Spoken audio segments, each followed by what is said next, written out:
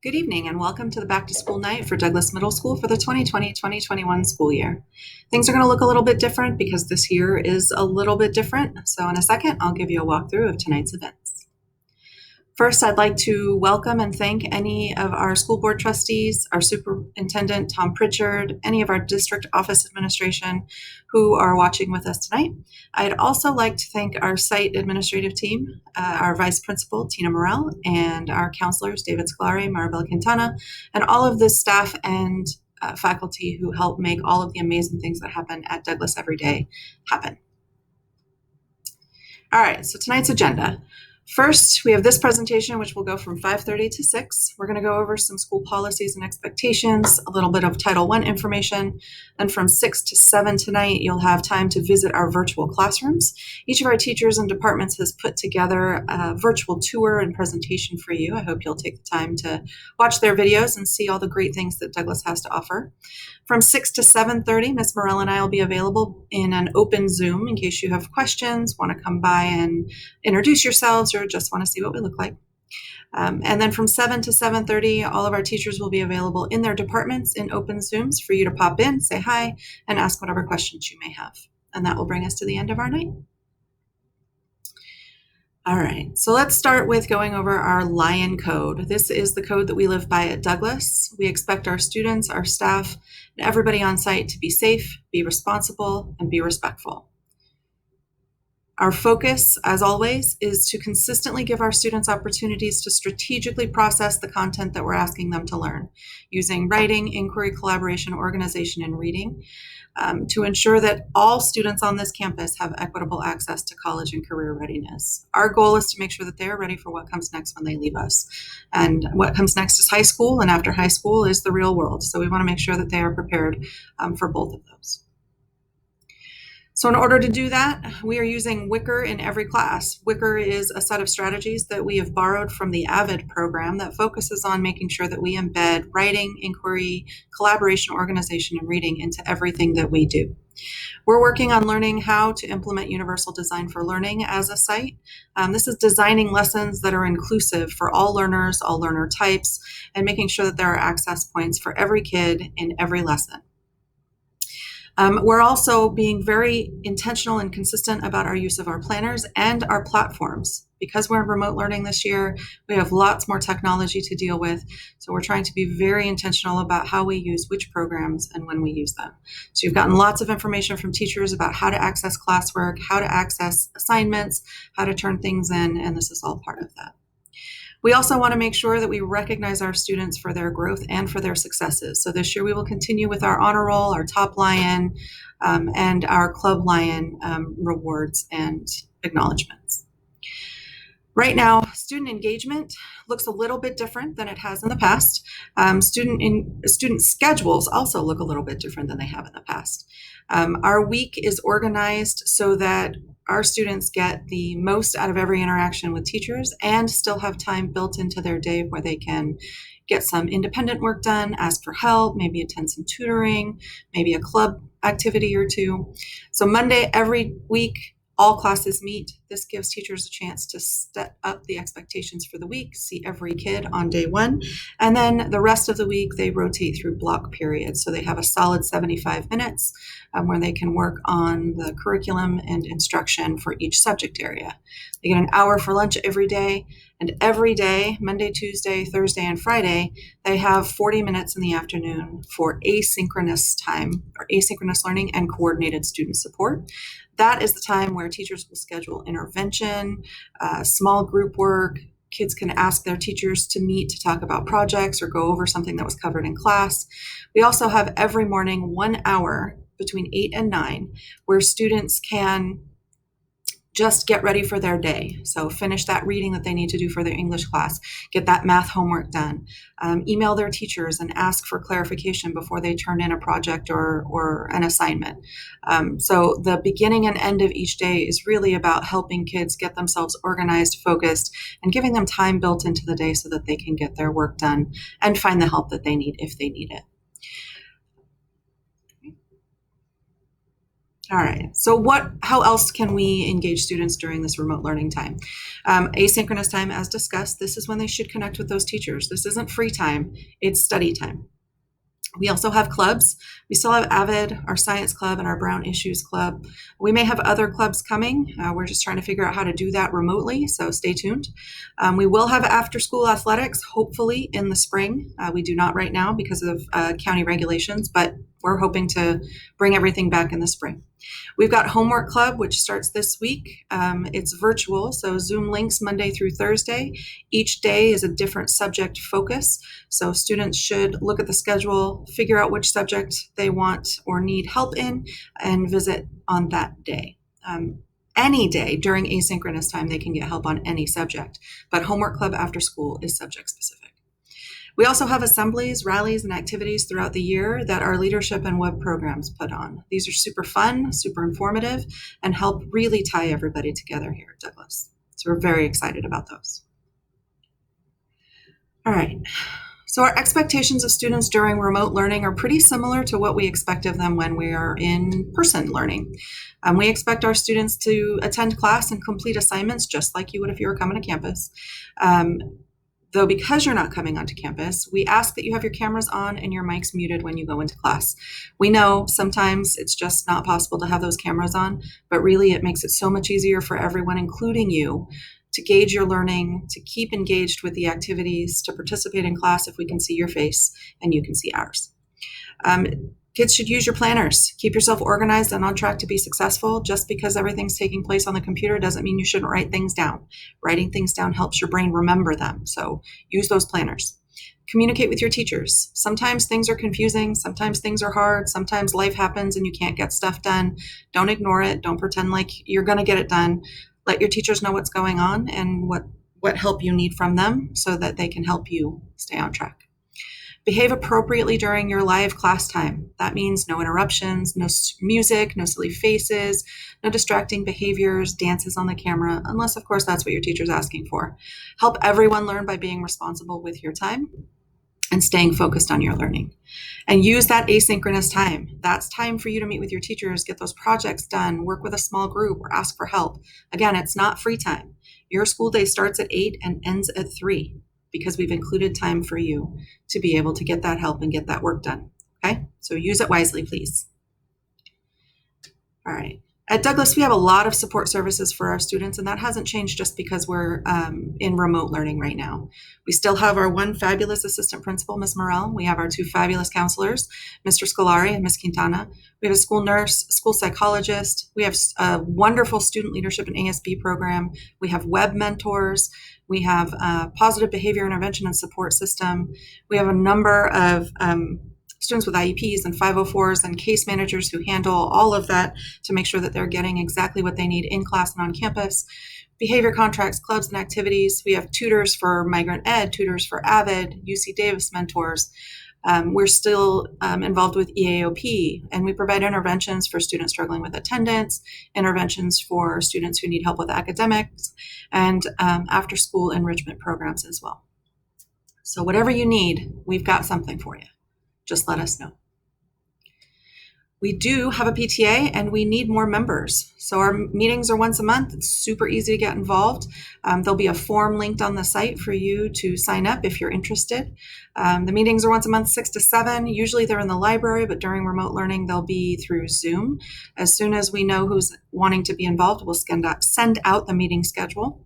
PTA generally does stuff like fundraising, teacher appreciation and recognition, student and teacher support materials, projects around campus, volunteering for activities, that kind of thing. It's super fun, so please get involved if you're at all inclined. All right, so Title I. Title I is a federal program that provides money for schools that have underserved or at-risk populations of students to increase and augment or supplement the programs at that school to improve the learning conditions and opportunities for those students. So we're going to go over Title I because we are a Title I school and it's important for you to understand where we get our funding and what we use it for. All right. So as I said, It's a program that provides additional academic support that comes in the form of funding and learning opportunities for students at schools with high percentage of socioeconomically disadvantaged children. It's intended to ensure that all students are able to meet the state academic standards. We are a Title I school, as are many of the schools in our district. So the goal of Title I is not just to throw extra money at the schools, but it's to provide extra funding and support so that we can, as a school, increase our academic achievement, provide direct instructional support to students, provide professional development for teachers that will improve that direct instructional support to students, and promote parent education and involvement. As a parent of a student who attends a Title I school, you have some rights. So you can ask for meetings and trainings. You can review the results of annual parent involvement effectiveness surveys. You can review our school's achievement data, review our school plan for student achievement, review and modify the site Title I parent involvement policy and homeschool compact, which I will talk about in a second. So we have lots of opportunities for parents to get engaged at Douglas. We have PTA, like I mentioned before. We have a site council, ELAC, which is the English Learner Advisory Council, that meets monthly with our English learner specialist, myself, and the parents who attend. It's a great advisory body that helps me and site council determine what actions are appropriate and necessary for us to support all students on our campus and make sure that we are using our funding and our programs appropriately to support them. We have boosters clubs. We have clubs that could use parent volunteers or support. And as always, there is we never have enough volunteers. So when we do have events on campus, we appreciate and encourage you to get involved as much as possible. All right, so part of Title I and the site council and monitoring all of how we're doing and what we're doing is our school achievement data. We use the data to align our curriculum to state standards based on how our students are performing. If they're performing highly, then we know we're on track. If they're performing lowly, we know we're off track. If they're making gains, we know we're getting on the right track. So schools adjust our practices based on the findings of the data. So this is where we're at right now. We did not have standardized tests last year because of COVID-19. And so this data is from the previous testing year, the 2018-2019 data. At that time, we were yellow for chronic absenteeism. That means that we were sort of right in the middle area. Not good, not bad, but concerning with the number of students who were chronically absent or missing more than 10% of their school year. Our suspension rate was high. Our English language arts performance was middle of the road, was yellow, and our math was orange, which is not great, but it's an improvement from the year before, so we were headed in the right direction. Okay. So overall, in 18-19, 40% of our students tested at or above standard in English, and 30% of our students tested at or above standard in math. These are both slight increases from the year before, which is great. It means that we were turning things around. Hopefully we'll get the opportunity to test this year so that we can see how much progress we made in one direction or the other for both subject areas. All right, so we use that data, information from the state, regulations, all of that to put together what's called a school plan for student achievement, or SIPSA. Parents get information about our curriculum in English and math, as well as our other core subjects. You also get information about the assessments that we use to measure student progress in those areas. That's what I just talked about, those last two slides. And we take that, match it with initiatives, curriculum, programs that we have on campus or that we're interested in bringing to campus, and we create our site plan. So this year, our site plan, our SIPSA, has 3 goals, and these 3 goals drive the decision-making and they outline our actions for the year with our budget, with our programs, with our personnel. So the first goal is that each student meets the skills and competency of the graduate profile, which was adopted by the district last year, in order to be college and career ready through a rigorous, intellectually rich, and culturally relevant environment. The actions that we have decided to pursue in order to meet this goal are summarized below that goal. So we're providing school materials, paper, pens, notebooks, that kind of thing, and supplies to students. We're paying for teachers to collaborate and attend professional development outside of their workday.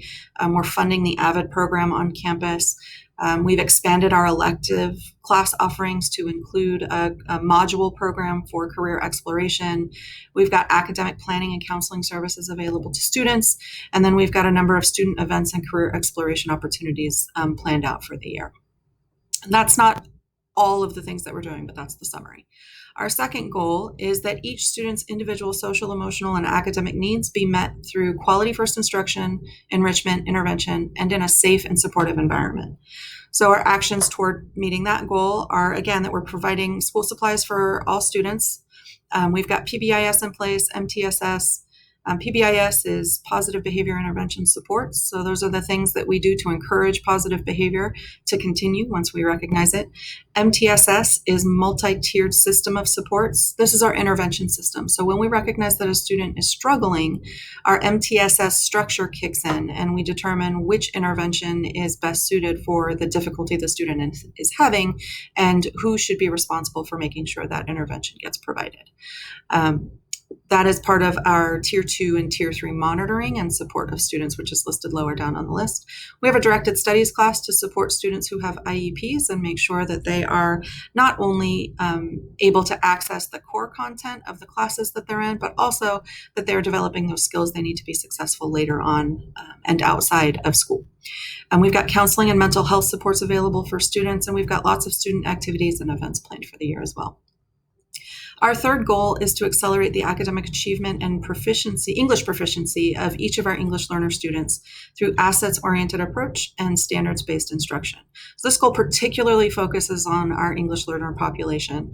And so these actions are tied specifically to that population of the school. So before and after school intervention and support for students, this is targeted at English learner students and in addition to the support that we provide for any student. We have AVID Excel, which is a strand of AVID that is particularly or specifically targeted at English learner students. We have money set aside for teacher collaboration and professional development that is specific to strategies to support and help English learner students and their language development. So we have a lot of work to do this year. All right, so where do our title funds go? In short, they fund our after-school intervention, our teacher collaboration, our English learner instruction improvement strategies, field trips, PBIS, parent university, and parent support.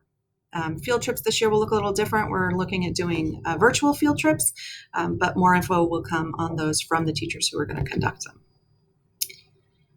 All right, so cite Title I Parent Involvement Policy and Homeschool Compact. Every school that receives Title I funds has to have a Title I Parent Involvement Policy and Homeschool Compact. Those documents are developed every year with the Site Council and then published for all to see and read. Our Title I Parent Involvement Policy and School Home Compact will describe how the school will involve parents in organized, ongoing, and timely way as we plan, review, and work to improve our Title I program and all the programs at our school. The Homeschool Compact component explains the responsibilities of the school, the responsibilities of parents, and the responsibilities of students in that improvement.